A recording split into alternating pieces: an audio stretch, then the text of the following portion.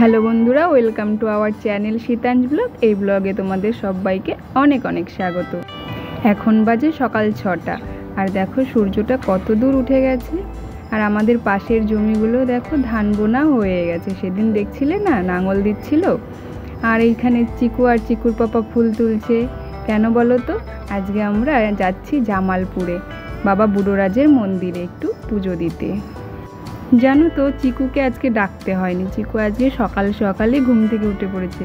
মোট কথা আমাদের আগেই ঘুম থেকে উঠে পড়েছে। উঠে পাপার সাথে এই যে ফুল তুলতে বেরিয়ে গেছে, আর আমি সেই ফাঁকে চান সেরে নিচ্ছিলাম। না হলে অনেকটাই দেরি হয়ে যাবে, কারণ 7:40 ট্রেন। প্রথমে ভাবছিলাম যে বাইকে করে যাব, তারপরে ভাবলাম যে এই যে ওয়েদার, এই বৃষ্টি, এই রোদ, না থাক, বাইকে করে আর যাবো না, ট্রেনে করেই যাব। ট্রেন যখন এখান থেকে যায় তো ট্রেনে করেই যাব। তো তাই আমরা সমুদ্রগড় স্টেশন থেকে পাটুলি পর্যন্ত ট্রেনে করেই যাব। আর এখানে চিকু তো দেখতে পাচ্ছ, বেলপাতা এত উঁচু, তো বেল গাছটা তো তুলতে পারছিল না। তো ফুল টুল তুলে দেখো চিকু হেঁটে হেঁটে আসছে। জানো তো, খুব তাড়াহুড়ো করে রেডি হয়েছি। তো এখান থেকে এখন বাইক নিয়ে সমুদ্রগড় স্টেশন পর্যন্ত যাব, তারপর সমুদ্রগড় স্টেশন থেকে পাটুলি পর্যন্ত ট্রেনে করেই যাব। আর এখানে চিকুর পাপা টিকিট কাটছে। টিকিটের মূল্য মাত্র 10 টাকা। জানো তো, ট্রেনটা একটু লেট ছিল, সেই জন্য পেয়ে গেছি। তবুও চিকুর পাপা অনেক জোরেই বাইক চালিয়েছিল।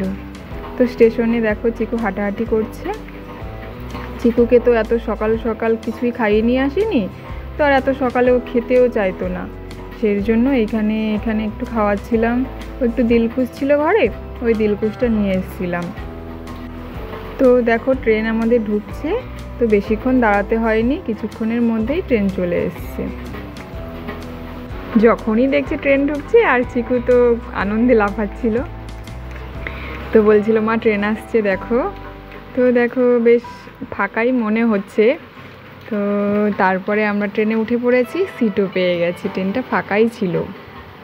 এই প্রথমবার যাচ্ছি জামালপুর বাবা বুড়োরাজের মন্দিরে পুজো দিতে। শুনেছি নাকি ওখানে দেবতা খুবই জাগ্রত। তোমরা যদি এখনো কেউ একবারও না গিয়ে থাকো, তো এখানে অবশ্যই যেতে পারো, একবার পুজো দিয়ে আসতেই পারো। তো এটা তো শ্রাবণ মাস, তো এই মাসটায় ওখানে প্রচুর ভিড় হয়। আর এই দেখো ট্রেনের মধ্যে দেখতে পাচ্ছ একটা বাঘ, কত বড়, পুরো ট্রেনটা জুড়ে রয়েছে। তো এই বাঘটা কয়েকজন মিলে কাঁধে করে নিয়ে তারকেশ্বর গিয়েছিল। তো দেখো তারকেশ্বর থেকে এনারাই ফিরছেন। তো তোমাদের একটু বাইরের ভিউটা দেখাই। তো দেখতে পাচ্ছ চারিদিকে পাট কেটে জাগ দিয়েছে, বেশ ভালোই লাগছে দেখতে। আর এইখানে চিকু দুষ্টুমি করছিল, ও আর বসে থাকবে না, এখন দাঁড়াবে। আর এখানে দেখো পাটগুলো মানে ছাড়িয়ে পাট কাটিয়ে দাঁড় করিয়ে রেখেছি। কি সুন্দর না বাইরের দৃশ্যটা, আকাশে কিছুটা মেঘ মেঘ রয়েছে, বেশ সুন্দর লাগছে দেখতে। তো বাইরের দৃশ্যটা দেখতে দেখতে আমরা পৌঁছে গেছি পাটুলি স্টেশনে। তো আজকে ছিল প্রচণ্ড রোদ আর খুব গরম ছিল। তো ট্রেন থেকে নেমে আমরা যাচ্ছি অটো স্ট্যান্ডে। তো স্টেশনের ওই পাশেই হচ্ছে অটো স্ট্যান্ড। এক দোকানদারকে জিজ্ঞাসা করা হয়েছিল, তো উনি বলল। তো এই সবাই যাচ্ছিল, ওনাদের পেছন পেছনে যাচ্ছিলাম। তো আমরা এখন এসে গেছি অটো স্ট্যান্ডে। তো এখানে এসে জিজ্ঞাসা করলাম জামালপুর যাবে কোন গাড়ি। তো বললো এখানকার ওই দিককার সব গাড়িগুলোই জামালপুর যাবে। তো একটা গাড়িতে বসলাম সামনের দিকে, পেছনের দিকে ফাঁকা ছিল না, তো আমরা তিনজনাই সামনের দিকে বসলাম। সামনে বসে চিকুর তো বেশ মজাই লাগছিল, সামনে থেকে দেখছিল সব। তো এখান থেকে অনেকটাই রাস্তা, তো আমি ভেবেছি একটুখানি হয়তো রাস্তা হবে। তো দেখো আমরা এখন পৌঁছে গেছি। আমাদের মেন গেটের দিকে নামিয়ে দেয়নি, আমাদের অন্যদিকে নামিয়ে দিয়েছে। তো আমরা এখন ভেতরে ঢুকে গেছি। তো ঢুকে দেখি প্রচুর ভিড়, বেশ ভালোও লাগছে। তীর্থস্থানে ভিড় না হলে ভালো লাগে না। তো প্রচুর ভিড়, কারণ এটা শ্রাবণ মাস চলছে, তো মহাদেবের জন্ম মাস, আর তার মধ্যে সোমবার। তো সবাই প্রায় এসছে এখানে পুজো দিতে, বেশ ভালোই লাগছে। লাইনও হয়েছে প্রচুর।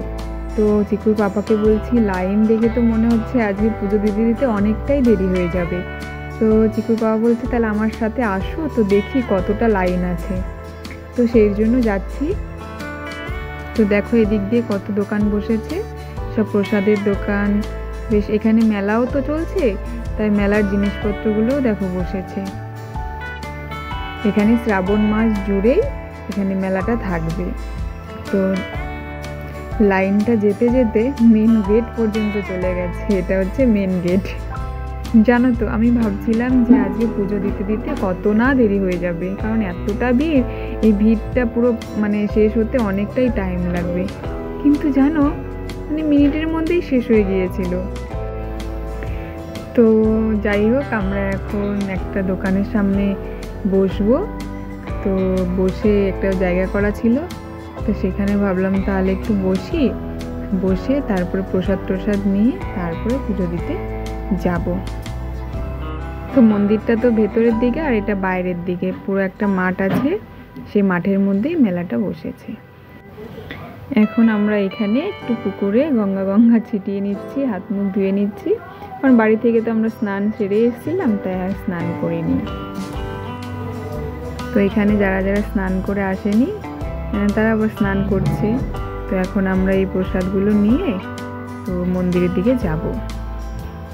তো দুটো প্রসাদ নিয়েছি, চিকুর পাপা উপোস ছিল, তো তাই ভাবলাম তুমিও পুজোটা দিয়ে দিও আর আমিও দেবো। তো দুজনাই নিয়েছি।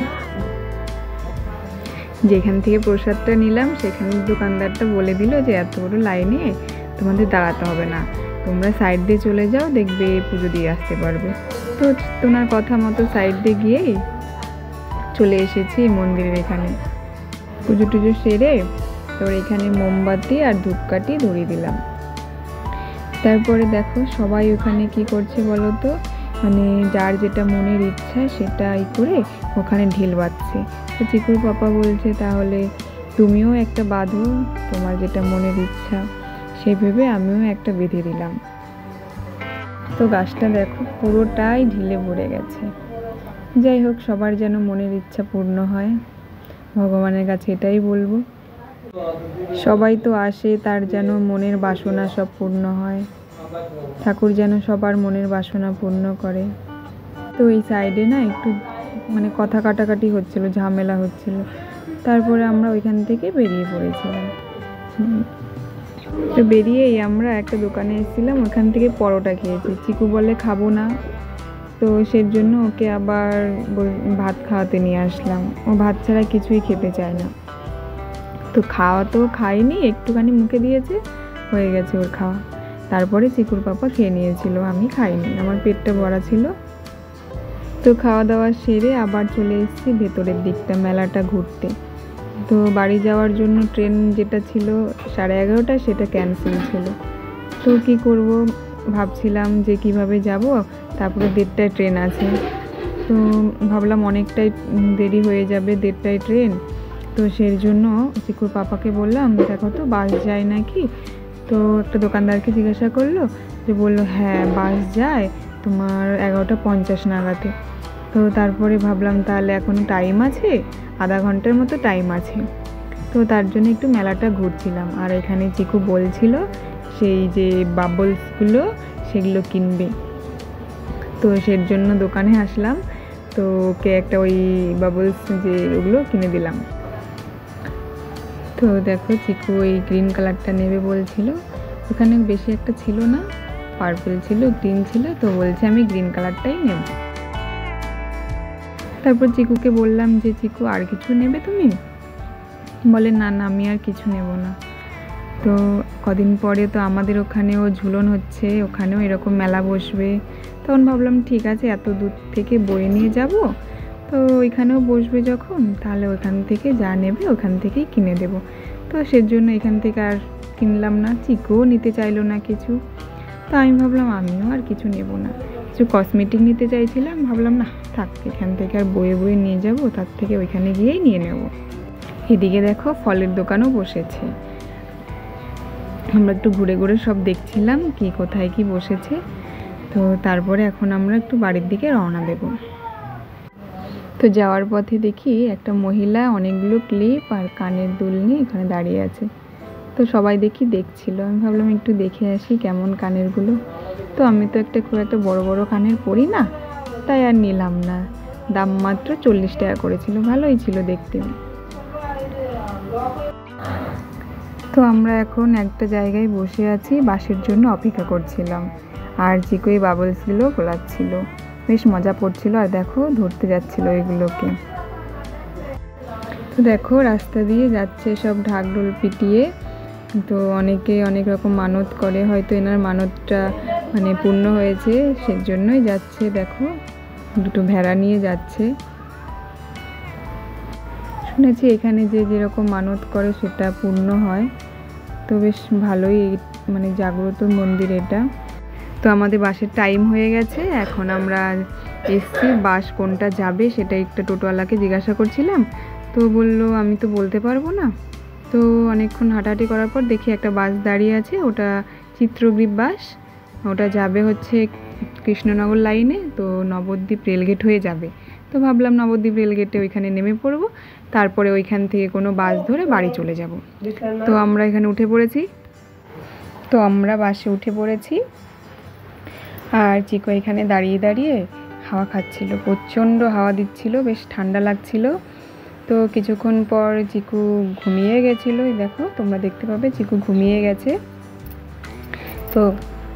তো ভিডিওটা এখানেই শেষ করলাম। তোমরা আমার পাশে থেকো। তো আবার দেখা হচ্ছে নতুন এক ভিডিওতে। টাটা।